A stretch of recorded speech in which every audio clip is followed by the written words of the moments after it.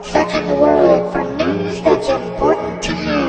It's the Daily Planet. Welcome to the Daily Planet. I'm Lucian. Let's get started. First up, the big story of the day. Scientists create a genetically mutated Frankentrout. Consumers wanted bigger fish, so researchers at the USDA's Agricultural Research Service had figured out a way to breed trout that are bigger and considered more attractive than the regular variety. The chromosomal makeup of the fish was altered by exposing the fish embryos to high levels of heat. Dr. Frankentrout, it's alive!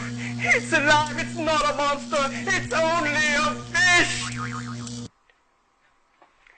Anyway, and in weird science news, NASA puts out a for rent sign. For rent, used spacecraft, impeccable condition.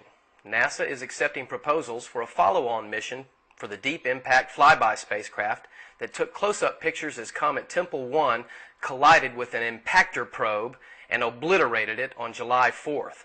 The spacecraft, which sent the impactor to its spectacular end, emerged unscathed from the encounter, and last weekend's controllers ordered a rocket burn to put it into a slightly elliptical orbit about 140 million miles from the Sun. It's now 70 to 90 million miles from Earth and looking for a new job, either in the asteroid belt or closer in, which is easier for tracking and communications and maybe for commuting. If you have a job for this satellite, you're asked to contact NASA.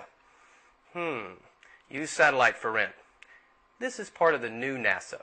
Reduce, reuse, recycle. And speaking of environmental news, in a first for wildlife conservation efforts, an implanted microchip has been used to identify a smuggled turtle and return it to the wild. The animal, a rare royal turtle, was confiscated last week by Vietnamese officials in a 330-pound crate of turtles being smuggled from Cambodia to China. After border officials noticed the unusual appearance of the 35-year-old turtle, a researcher who just happened to be on the scene with a special scanner determined that the turtle was chipped, meaning it had a microchip in it. The information on the microchip, which had been implanted as part of a study, traced it to the Sri Ambel region of Cambodia.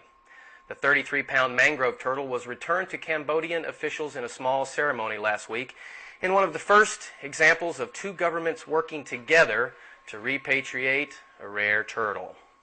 In all seriousness, mangrove turtles, once considered exclusive property of the Cambodian royal family, have become extremely rare in the last decade because of hunting and habitat loss. There are only 2 hatching females known to be left in the entire country of Cambodia, so every turtle for this population counts. And in the bizarre but apparently true news, we have this gem. A clump of hair found in Canada's Yukon Territory turns out to be from a bison, not Bigfoot, according to Canadian press.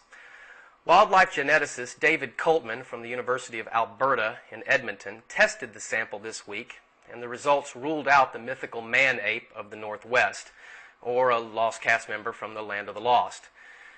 This hair sample could not have come from the hairy bipedal animal that was reportedly sighted in Teslin last week, Coltman said.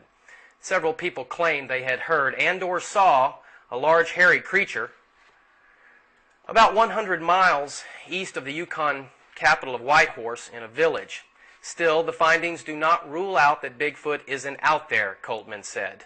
Oh yes, Bigfoot's out there all right. He's out there, and he's waiting. You'll see. And finally, in podcasting news, David Pogue and the New York Times have finally done an article on podcasting. After reading it, it wasn't all that, and it was about 2 months too late. So much for all the news that's fit to print. And that is something to think about. I'm Lucian, and this is the Daily Planet. See you tomorrow.